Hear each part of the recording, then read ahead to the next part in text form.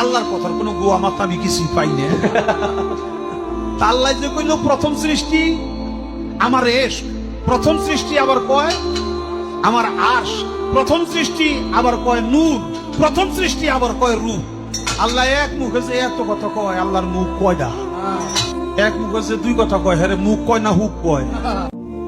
আল্লাহ জাহান্নামীদের ব্যাপারে আসরের দিন বলবে, আমার ফেরেশতারা ওরে ধর, ওরে ধর, ধর, খুজুহু, তাকে ধরো, ফাগুল্লুহু, বেঈমানরে বাঁধো, ফাগুল্লুহু অর্থ হলো বেঁধে ফেলো, বেঁধে শক্ত করে বাঁধিবা, টাইট করে বাঁধিবা।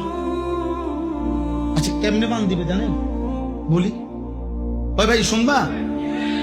তাফসীরের মধ্যে আছে, বলবো এটা।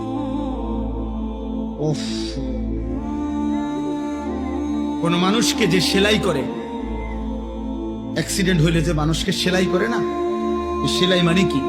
সেলাই মানে হলে সুই দিয়া, সুতা, গোস্ত সহ এরপরে উঠাইয়া বাঁধ, এটারই তো সেলাই। 3টা সেলাই লাগছে, 5টা সেলাই লাগছে, কয় না?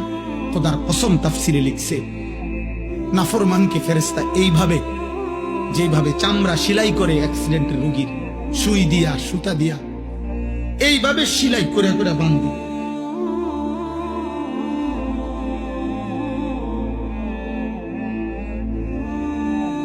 খুজুহু ফাগুল্লুহু